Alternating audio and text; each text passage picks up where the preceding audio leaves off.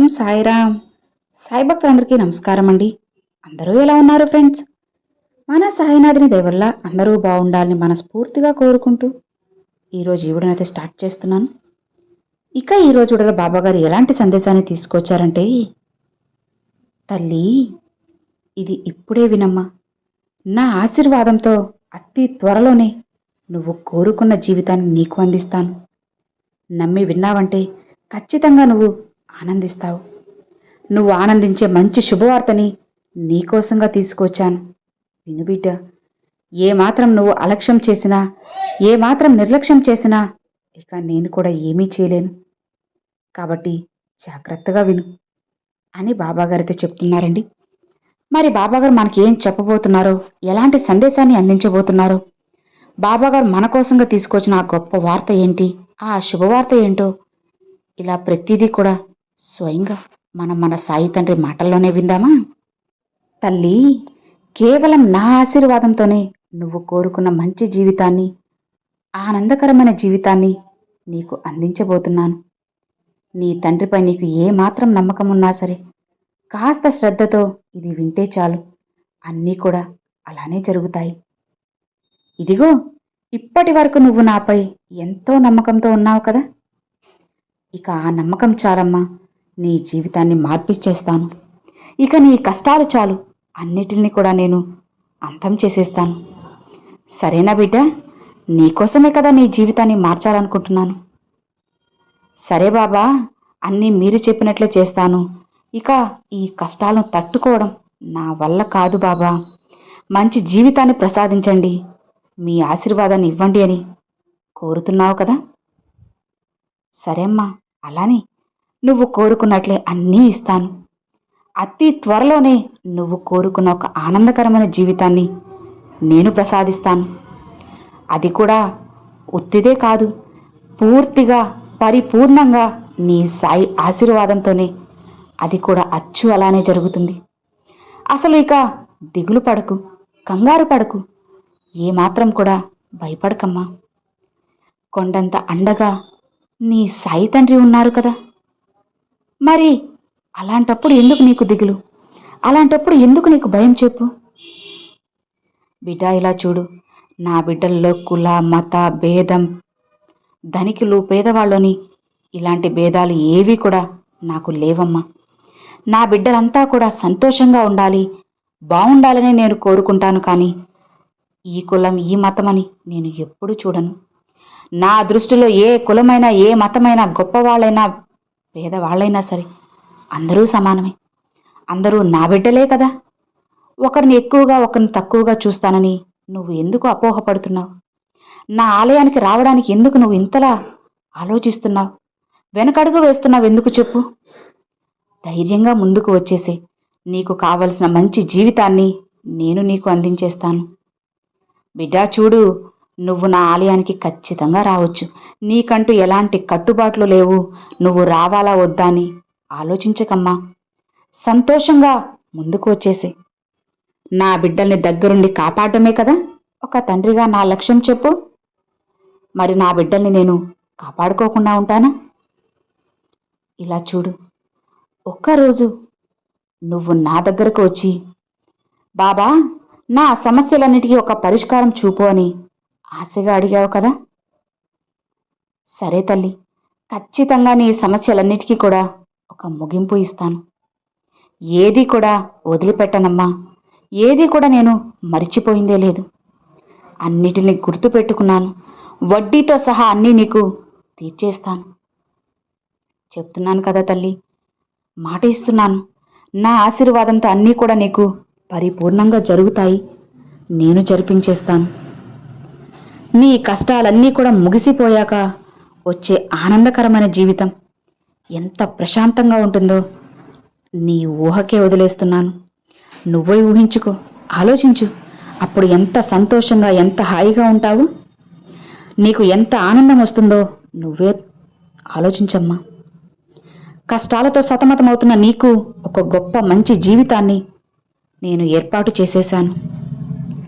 ఇక నువ్వు ఎప్పుడు ఏం చేయాలో అన్నీ కూడా నేను చెబుతాను. జాగ్రత్తగా విను.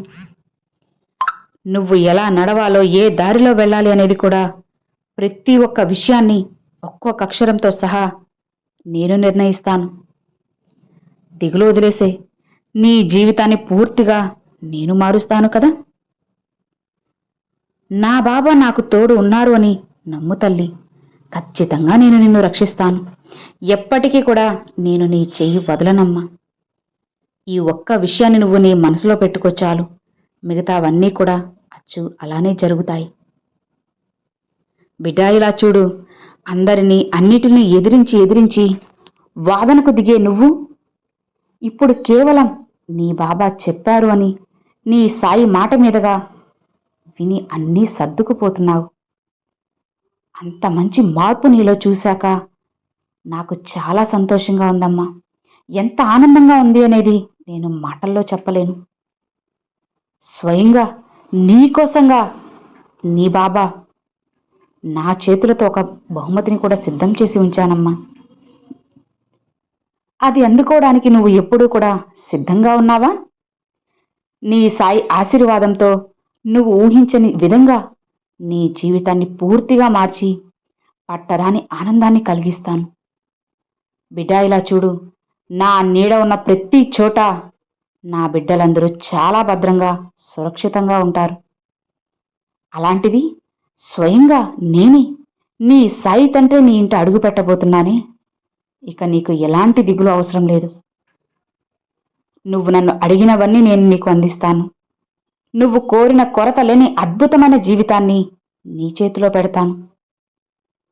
ఎన్నో అడ్డంకులు ఉన్న నీ జీవితాన్ని మార్చి సంతోషాన్ని నీకు అందిస్తానమ్మా.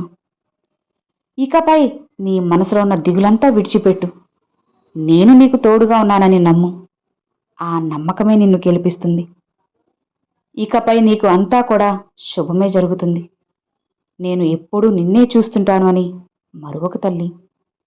నీ బాబా నిన్ను విడిచి ఒక్క క్షణం కూడా ఎక్కడికి వెళ్ళరు, వెళ్ళిందే లేదు. ఇక ధైర్యంగా ప్రశాంతంగా ఉండు. కొండంత అండగా నీ సాయి తండ్రి నీకు తోడు ఉండగా నీకెందుకు బిడ్డ భయం చెప్పు. హాయిగా ప్రశాంతంగా నిద్రించు. నువ్వు కోరిన కొరత లేని జీవితాన్ని నేను నీకు అందిస్తాను. నా ఆశీర్వాదంతో పరిపూర్ణంగా నీకు కావలసిన గొప్ప జీవితాన్ని నేను అందిస్తానమ్మా. ఇక నీ భయాన్ని విడిచిపెట్టు. అన్నిటినీ పక్కన పెట్టి హాయిగా ప్రశాంతంగా ఉండు. నువ్వు కోరిన జీవితాన్ని అందించడానికి నేను సాయి శక్తుల కృషి చేసేశాను. ఇక నీకు కావలసినవన్నీ కూడా ఒక్కొక్కటిగా ఒకటి తర్వాత మరొకటి నీ జీవితంలో అడుగు పెట్టించేస్తాను. నీ బాబా చెప్పే మాటలు అర్థమవుతున్నాయి కదా.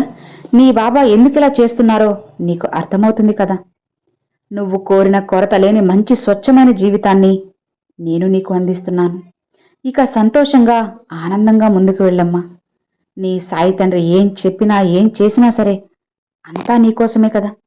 నువ్వు సంతోషంగా ఉండడం కోసమే కదా. మరి నీకెందుకు దిగులు, నీకెందుకు భయం చెప్పు. ఎలాంటి భయము, దిగులు, బాధ ఇవి ఏవీ లేకుండా హాయిగా ఉండు తల్లి. సంతోషంగా ముందుకు వెళ్ళిపో. నీకు కావాల్సిన మంచి జీవితాన్ని, నువ్వు కోరుకున్న స్వచ్ఛమైన జీవితాన్ని నేను నీకు అందించబోతున్నాను. నేను చెప్పాను అంటే ఇక నా ఈ మాటకి తిరుగే ఉండదు అని నీకు కూడా తెలుసు కదా. తెలిసిన విషయమే కదా. మరి ఇంతలా నువ్వు కంగారు పడ్డానికి కారణం ఏంటి చెప్పు. నువ్వే ఆలోచించు తల్లి. ఇంతలా నేను ఇంత ఇదిలా చెబుతూ ఉన్నానే, మరి అయినా సరే నువ్వు బాధపడుతూ ఉంటే నా మాటలకు అర్థం ఏముందమ్మా. నా వాక్కులకి విలువేముంది చెప్పు. నాపై నీకు నమ్మకం ఏముంది చెప్పు. ఇక నీ దిగులంతా పక్కన పెట్టేసి అన్నిటినీ విడిచిపెట్టు. హాయిగా ప్రశాంతంగా ఉండు. నీ బాబా ఏం చేసినా నీ మంచికి అని అనుకున్నావు అంటే నీ జీవితం ఖచ్చితంగా మారుతుంది. నువ్వు సంతోషంగా ఉండే రోజులన్నీ కూడా నీ కళ్ళ ముందు వచ్చేశాయి. ఇక ఏవి ఆలోచించకుండా ప్రశాంతంగా ఉండు అని బాబాగారితో చెప్తున్నారండి. సో విన్నారు కదండి, ఈరోజు బాబాగారు ఒక చక్కటి సందేశాన్ని మనందరి కోసంగా తీసుకొచ్చారు. బాబాగారు ఎప్పుడూ చెప్పేది ఒకటే ఫ్రెండ్స్, బాబాగారు అందరినీ కూడా సమానంగానే చూస్తారన్నమాట. బాబా దృష్టిలో అందరూ ఒక్కటే. వీళ్ళు కులం ఏంటి, వీళ్ళ మతం ఏంటి, వీళ్ళు గొప్పవాళ్ళ లేదంటే పేదవాళ్ళ అని ఇలా ఎప్పుడూ కూడా బాబాగారు అనుకోరు. కాబట్టి బాబాగారు ఏం చేసినా ఏం చెప్పినా సరే మన కోసమే, మన భవిష్యత్తు బాగుండడం కోసమే. కాబట్టి బాబాగారు చెప్పే మాటలను ఒక్కసారి విని బాబా ఏం చెప్తున్నారు, ఎందుకు చెబుతున్నారు, ఏ సందర్భానికి అనుగుణంగా బాబాగారు ఈ మాటలు చెప్పారు అన్నది మీకే వదిలేస్తున్నారన్నమాట. మీరే ఆలోచించుకొని అసలు ఈ మాటలు ఎందుకు మన చెవిన పడ్డాయి, ఎందుకు ఇక్కడి వరకు వచ్చాయన్న విషయాలన్నీ ఆలోచించుకుంటే అన్నిటికీ సమాధానం అయితే దొరుకుతుందన్నమాట. మరి బాబాగారి మాటల వెనుకున్న ఆంతర్యం అంతా కూడా మీకు అర్థమైంది అని అనుకుంటున్నాను. నచ్చింది అని ఆశిస్తున్నాను. ఈరోజు ఈ సందేశం మీ అందరికీ నచ్చినట్లయితే ఒక చిన్న లైక్ చేయండి, మరికొంతమంది సాయి భక్తులకు షేర్ చేయండి. ఫస్ట్గా మన ఛానల్ చూసే సబ్స్క్రైబ్ చేసి సపోర్ట్ చేయండి friends. Thanks for watching. Om Sairam.